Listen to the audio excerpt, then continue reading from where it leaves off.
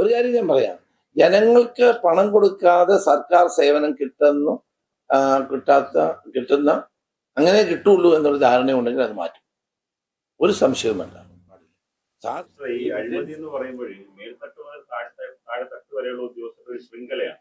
അപ്പൊ വിജിലൻസിനെ സംബന്ധിച്ച് അവർക്കൊരു പരിധി ഉണ്ടോ എന്നുള്ളതാണ്. സാധാരണ ഈ ഭരണകർത്താക്കളുടെ ഭാഗത്ത് നിന്നും നേതൃഭാഗത്ത് നിന്നൊക്കെ ഉണ്ടാകുന്ന അഴിമതി മുകളിൽ നിന്ന് താഴോട്ട് വരുമ്പോഴേക്കും അതിനൊക്കെ വിജിലൻസ് എത്രമാത്രം മുൻപോട്ട് പോകാൻ കഴിയുമെന്നുള്ളതാണ്. സ്വതന്ത്രമായി പ്രവർത്തിക്കാനുള്ള അധികാരം അവർക്ക് നൽകുമെന്നുള്ളതാണ്. കഴിഞ്ഞ കാലത്തെ പോലെ ആയിരിക്കില്ല ഏതായാലും. കേരളത്തിലെ അഴിമതി നിരോധനം പൂർണ്ണമായും നടപ്പാക്കാൻ വേണ്ടി ലക്ഷ്യം വെച്ചുകൊണ്ടുള്ള ഒരു പ്രോജക്റ്റാണ്. ആ പ്രോജക്റ്റിന്റെ പേര് പ്രോജക്റ്റ് സീറോ എന്നുള്ളതാണ്. ഇന്ന് വിജിലൻസ് ആൻഡ് ആന്റി കറപ്ഷൻ ബ്യൂറോയുടെ പ്രവർത്തനങ്ങളെ സംബന്ധിച്ചുള്ള ഒരു വിലയിരുത്തലാണ് ഇന്നിവിടെ ഹെഡ്ക്വാർട്ടേഴ്സിൽ നടന്നത്. ഇതിന്റെ ചുമതല വിജിലൻസ് ഡയറക്ടർ ശ്രീ മനോജ് എബ്രഹാമിനാണ്. ഇതിന്റെ IG പ്രവർത്തിക്കുന്നത് ശ്രീ തോംസൺ ആണ്. അതോടൊപ്പം എൻ്റെ ആഭ്യന്തര വകുപ്പിന്റെ അഡ്വൈസറായി ശ്രീ ഹേമേന്ദ്രൻ APS ഉണ്ട്. ഇനി ഞങ്ങൾ പ്രധാനമായും ശ്രമിച്ചത് ഒരു പുതിയ പ്രോജക്റ്റ് ഞങ്ങൾ ആരംഭിക്കുകയാണ്. കേരളത്തിലെ അഴിമതി നിരോധനം പൂർണ്ണമായും നടപ്പാക്കാൻ വേണ്ടി ലക്ഷ്യം വെച്ചുകൊണ്ടുള്ള ഒരു പ്രോജക്റ്റാണ്. ആ പ്രോജക്റ്റിന്റെ പേര് പ്രോജക്റ്റ് സീറോ എന്നുള്ളതാണ്. Together let us build A corruption free state എന്ന ലക്ഷ്യമാണ് നമുക്കുള്ളത്. കേരളത്തെ പരിപൂർണമായും അഴിമതി വിമുക്തമാക്കുക. അഴിമതി കുറച്ചുകൊണ്ട് വരിക എന്നുള്ളതല്ല, ഘട്ടം ഘട്ടമായ പ്രവർത്തനങ്ങളിലൂടെ പൂർണ്ണമായും അഴിമതിയില്ലാത്ത ഒരു സംസ്ഥാനമായി കേരളത്തെ മാറ്റുക എന്നുള്ള ലക്ഷ്യത്തോടെയാണ് ഈ പ്രൊജക്ട് സീറോ എന്ന പദ്ധതി നടപ്പാക്കുന്നത്. ഇന്ന് ബ്യൂറോ തന്നെ തയ്യാറാക്കിയ ഒരു പ്രോജക്റ്റാണിത്. ഈ പ്രോജക്റ്റിന്റെ പ്രവർത്തനം ജനങ്ങളുടെ സഹകരണത്തോടെ നടപ്പാക്കാനാണ് ഞങ്ങൾ ആഗ്രഹിക്കുന്നത്. എവിടെ അഴിമതി കണ്ടാലും അത് വിജിലൻസ് ആൻഡ് ആന്റി കറപ്ഷൻ ബ്യൂറോയെ അറിയിക്കാനുള്ള സംവിധാനം ജനങ്ങൾ പ്രയോജനപ്പെടുത്തണം. അവരാരാണ് പറയുന്നത് എന്നുള്ളത് പൂർണ്ണമായും കോൺഫിഡൻഷ്യലായി രഹസ്യമായി തന്നെ സൂക്ഷിക്കുന്നതാണ്. ഒരു തരത്തിലും അവർക്കൊരു ബുദ്ധിമുട്ടുണ്ടാവില്ല. കാരണം വിജിലൻസിന്റെ പ്രവർത്തനം കാര്യക്ഷമമാകണമെങ്കിൽ ജനങ്ങളുടെ പിന്തുണ ആവശ്യമാണ്, ജനങ്ങളുടെ സഹകരണം ആവശ്യമാണ്. നമ്മുടെ സംസ്ഥാനത്തെ വിവിധ ഡിപ്പാർട്ട്മെന്റുകളും അതിന്റെ വിവിധ ശൃംഖലകളും നിറഞ്ഞു നിൽക്കുന്നു എന്നത് എല്ലാവർക്കും അറിയുന്ന കാര്യമാണ്. ഇത്രയും വലിയ വിപുലമായ ഒരു സർക്കാർ സംവിധാനത്തിൽ അഴിമതികൾ കണ്ടെത്തണമെങ്കിൽ അത് ജനങ്ങളുടെ സഹകരണം ആവശ്യമാണ്. ഒരു കാര്യം ഞാൻ പറയാം, അഴിമതിക്കാരായ ഒരു ഉദ്യോഗസ്ഥനെയും ഞങ്ങൾ വെറുതെ വിടില്ല. അഴിമതിക്കാരായ നേതാക്കളെയും അത് ഉദ്യോഗസ്ഥന്മാരെയും തീർച്ചയായും ഈ ബ്യൂറോയുടെ കണ്ണുകൾ അവരുടെ പിന്നാലെ ഉണ്ടാകും.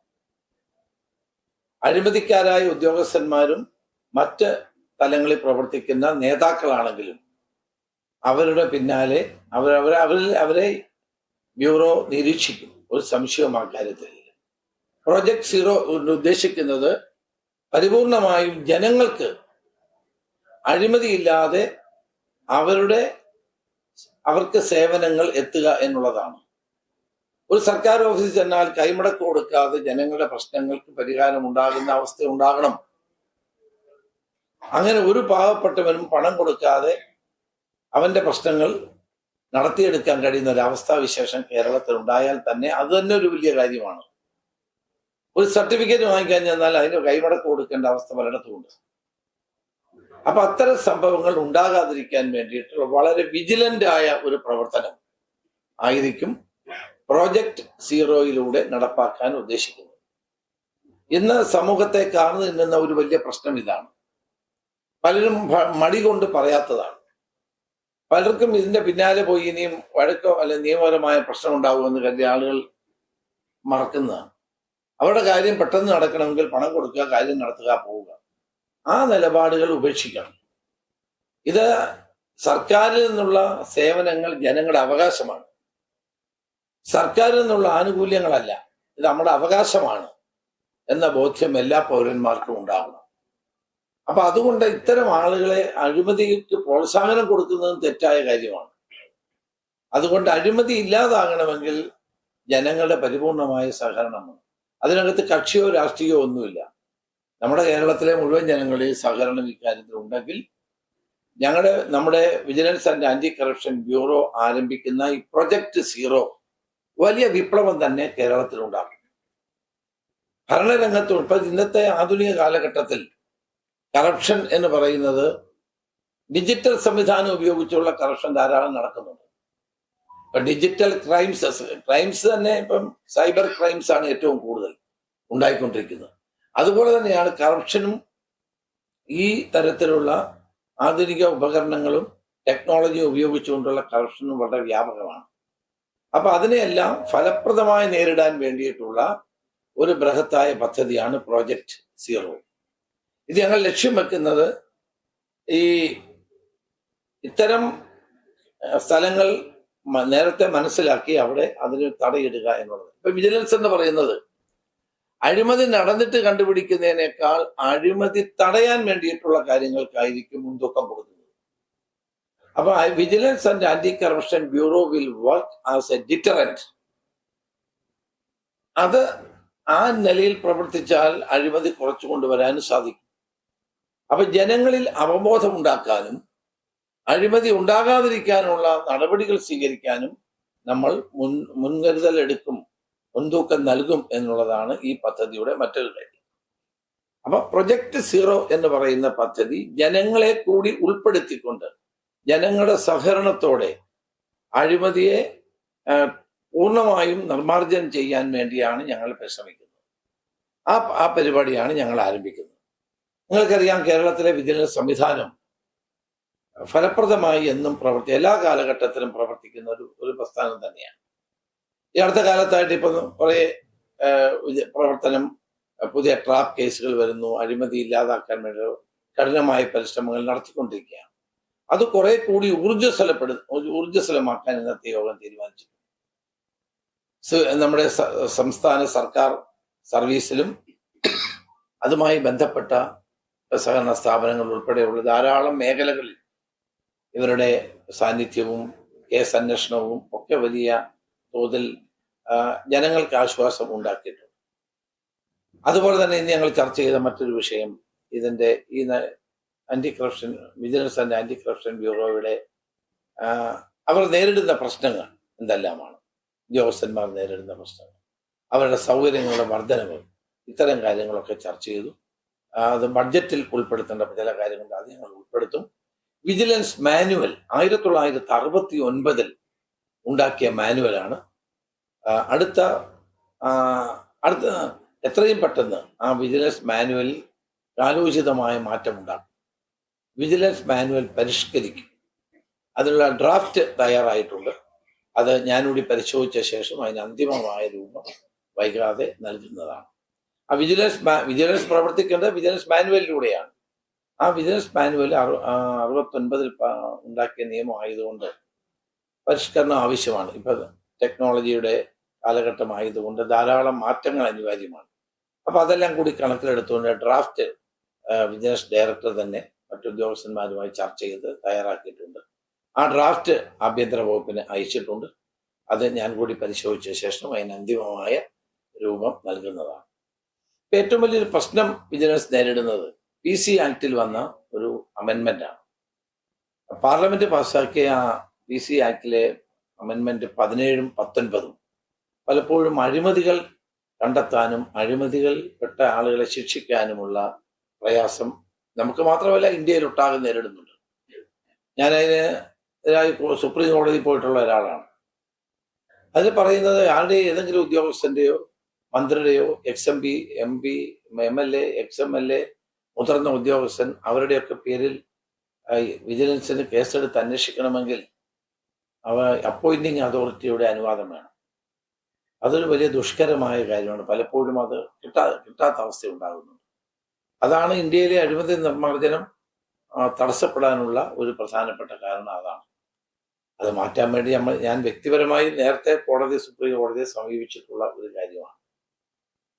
അപ്പൊ ഏതായാലും ഇന്നത്തെ പരിസ്ഥിതിയിൽ കുറെ കൂടി വിജിലൻസിനെ ശക്തിപ്പെടുത്താൻ, വിജിലൻസ് സംവിധാനത്തെ ശക്തിപ്പെടുത്താനും അതോടൊപ്പം തന്നെ അഴിമതി കേസുകൾ വേഗത്തിൽ തീർക്കാൻ അങ്ങനെ ഒരു വലിയ ഒരു പരാതി ജനങ്ങൾക്കുണ്ട്. അതിന് ഇപ്പം ഡിപ്പാർട്ട്മെന്റ് കുറ്റമൊന്നുമല്ല.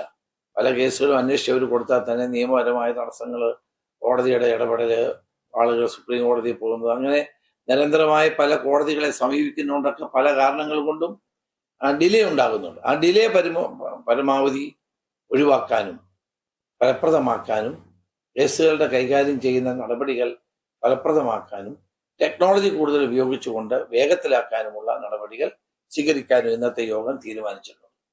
പൊതുവെ സംസ്ഥാനത്ത് അഴിമതി നടത്തുന്നവരെ അവരുടെ ചെവിക്ക് പിടിക്കാൻ കഴിയത്തക്ക നിലയിൽ വിജിലൻസ് സംവിധാനത്തെ ശക്തിപ്പെടുത്താനുള്ള തീരുമാനമാണ് ഇന്ന് എടുത്തിട്ടുള്ളത്.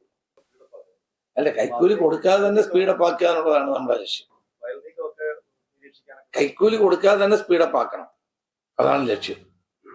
അതാണ്, കൈക്കൂലി കൊടുത്താലേ സ്പീഡാവുള്ളൂ എന്നുള്ള തെറ്റിദ്ധാരണയാണ്.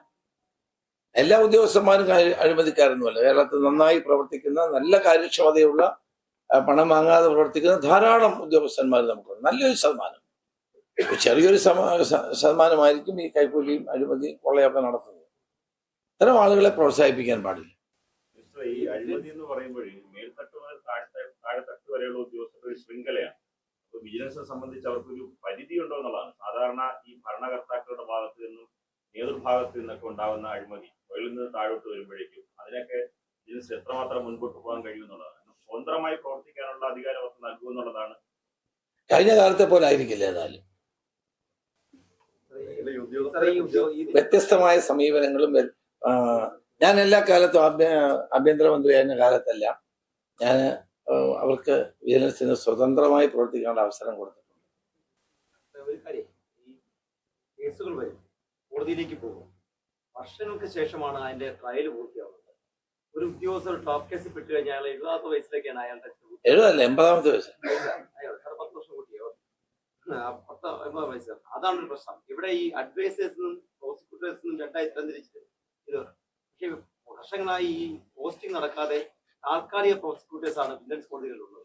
അല്ല, അതിപ്പോ PSCക്ക് വിട്ടിരിക്കുകയാണ്. PSC വരുന്നവരേ ഉള്ളൂ. അതിനുള്ള നടപടിക്രമങ്ങളെല്ലാം പൂർത്തിയായിട്ടുണ്ട്. ഏതായാലും ഞങ്ങളെ ശ്രദ്ധയിൽ നിന്ന് വന്നൊരു കാര്യമാണ്. അതിന് ഡയറക്ടർ തന്നെ കുറച്ച് കാര്യങ്ങൾ ചെയ്യാൻ ഹോം ഡിപ്പാർട്ട്മെന്റിനോട് ആവശ്യപ്പെട്ടിട്ടുണ്ട്. അത് നമ്മൾ വേഗത ചെയ്യും. കേസ് ഇത് വളരെ പ്രധാനപ്പെട്ട ഒരു പോയിന്റാണ് അരുൺ ചോദിച്ചത്. പല കേസുകളിലും ഈ പ്രോസിക്യൂഷൻ അനുമതി നൽകാതെ കിടപ്പുണ്ട്.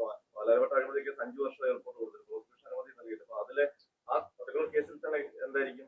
അല്ല, അത് എന്നോട് ഇങ്ങനെ ചോദിച്ചാൽ എനിക്ക് അറിയത്തില്ല. അത് പരിശോധിക്കണം. സൂചിപ്പിച്ചത് ഈ ആക്ട് വലിയ തടസ്സമാണെന്ന് പറഞ്ഞു. പാർലമെന്റ് പാസാക്കിയ ആക്ട് താങ്കൾ തന്നെ നിയമ നടപടി പരിശോധിച്ചിട്ടുള്ളൂ. പക്ഷേ സുപ്രീം കോടതി വരെ പോയിട്ടുണ്ട്, എന്നിട്ടും സാധിച്ചില്ലല്ലോ. അപ്പൊ അതെങ്ങനെയാ മുന്നോട്ട് പോകുമ്പോൾ അത് തടസ്സമാകില്ല? അല്ല, അതൊരു വലിയ പ്രശ്നം തന്നെയാണ്. നമുക്കല്ലേ ഇന്ത്യയിൽ ഒട്ടാകെയുള്ള എല്ലാ വിജിലൻസ് സംവിധാനങ്ങളും നേരിടുന്ന ഒരു പ്രശ്നമാണ്. പാർലമെന്റ് ഡിബേറ്റ് പോലും നടന്നില്ല, ബഹളത്തിനിടയിൽ പാസ്സാക്കിയതാണ്. ആരും അറിഞ്ഞു പോലുമില്ല. ഈ വിജിലൻസിന്റെ മിന്നൽ പരിശോധനകൾ മനോജ് സാറിന്റെ ചുമതലയ്ക്ക് തുടർച്ചയായി നടക്കുന്നുണ്ട്. ഈ മണ്ണ് മാഫിയക്കെതിരെ, ഒപ്പം തന്നെ വില്ലേജ് ഓഫീസുകളുടെ, സബ് രജിസ്റ്റർ ഓഫീസർ, അത്തരം പിന്നെ പരിശോധന തീർച്ചയായിട്ടും എനിക്ക് അവർക്ക് അധികാരമുണ്ടല്ലോ, അവർക്ക് അവകാശമുണ്ട്, അവരതൊക്കെ ചെയ്യുന്നുണ്ട്. ഓരോ ഏജന്റുമാരുണ്ടാവും അവിടെ. അത് ശരിയാക്കി തരാം എന്ന് പറഞ്ഞ് അവരുടെ കയ്യിൽ കൈക്കൂലി കൊടുത്ത് അവർ ശരിയാക്കുന്ന കുറച്ച് ഏജന്റുമാരുണ്ട് എല്ലാ ഓഫീസുകളിലും, വില്ലേജ് ഓഫീസിൽ, താലൂക്ക് ഓഫീസിൽ. അവരും തീർച്ചയായിട്ടും അവരെ നമ്മൾ പിടിക്കും.